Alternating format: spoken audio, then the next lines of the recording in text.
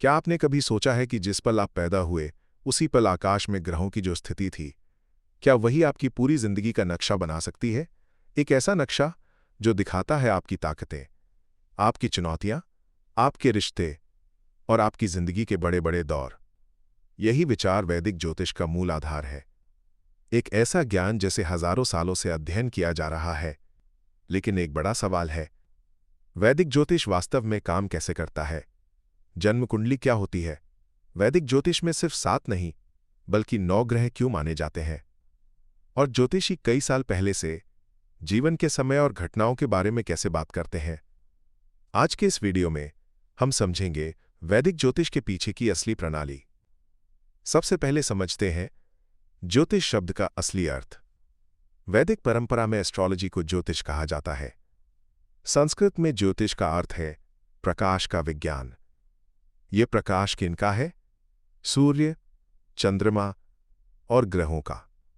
ये वही खगोलीय पिंड है जो आकाश में लगातार चलते रहते हैं। प्राचीन काल के विद्वानों ने एक दिलचस्प बात नोटिस की। इन ग्रहों की चाल बिल्कुल भी रैंडम नहीं थी। हर ग्रह एक निश्चित साइकिल में चलता है और समय के साथ ये देखा गया कि इन चक्रों का संबंध मानव जीवन के पैटर्न से भी दिखाई देता है। यहीं से एक विचार जन्मा। आकाश एक तरह की कॉस्मिक घड़ी है। लेकिन यहां एक महत्वपूर्ण बात समझना जरूरी है। वैदिक ज्योतिष ये दावा नहीं करता कि ग्रह घटनाएं पैदा करते हैं, बल्कि ग्रहों को संकेतक माना जाता है। जैसे सूर्य की स्थिति हमें बताती है कि अभी सुबह है या शाम, उसी तरह ग्रहों की स्थिति जीवन के अलग अलग दौरों का संकेत देती है। अब बात करते हैं जन्म कुंडली की। वैदिक ज्योतिष का सबसे महत्वपूर्ण आधार है जन्म कुंडली। इसे जन्म पत्री या जन्म कुंडली भी कहा जाता है। जन्म कुंडली बनाने के लिए 3 चीजें जरूरी होती हैं: जन्म की तारीख, जन्म का सटीक समय और जन्म का स्थान। इन 3 जानकारियों के आधार पर ज्योतिषी ये गणना करते हैं कि आपके जन्म के उस सटीक पल में आकाश में ग्रह कहाँ स्थित थे। फिर उसी आधार पर आकाश का एक नक्शा बनाया जाता है। यही नक्शा आपकी जन्म कुंडली कहलाता है।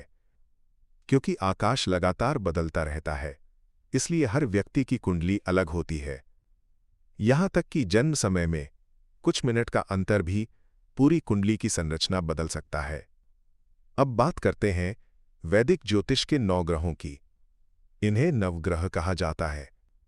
सूर्य, चंद्रमा, मंगल, बुध, गुरु, शुक्र, शनि, राहु और केतु।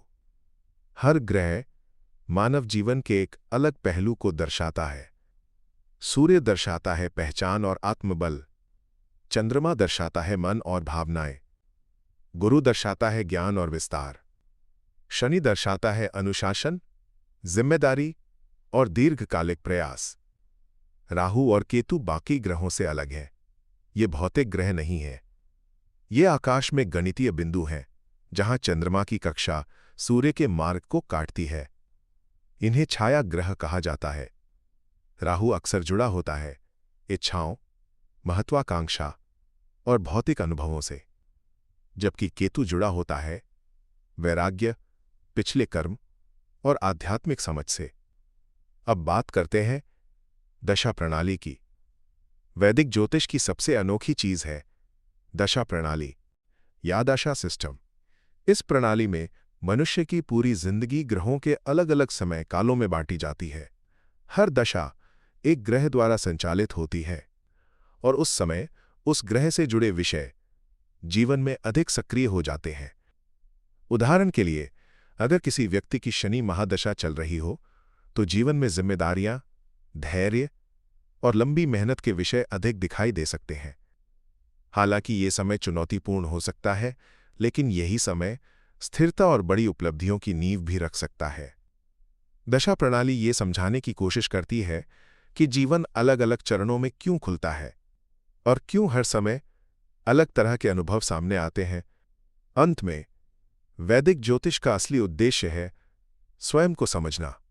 जन्म कुंडली एक प्रतीकात्मक भाषा की तरह है, जो हमें समझने में मदद करती है हमारी ताकतों, हमारी चुनौतियों और जीवन के चक्रों को। ज्योतिष भाग्य को नियंत्रित करने का दावा नहीं करता। यह सिर्फ उन पैटर्न्स को समझने की कोशिश करता है जो जीवन में दिखाई देते हैं। वैदिक ज्योतिष एक बहुत विशाल ज्ञान प्रणाली है जो हजारों वर्षों में विकसित हुई है। आज के इस वीडियो में हमने सिर्फ इसकी मूल नींव को समझा है। आने वाले वीडियो में हम वैदिक ज्योतिष के और भी गहरे रहस्यों को समझेंगे। अगर आपको ज्योतिष के पीछे की तर्क और प्रणाली को समझना पसंद है तो चैनल को सब्सक्राइब करें, और अगर ये वीडियो आपको उपयोगी लगा हो तो प्लीज़ वीडियो को लाइक करें और इसे किसी ऐसे व्यक्ति के साथ शेयर करें जो ज्योतिष के बारे में जानना चाहता हो। Thank you.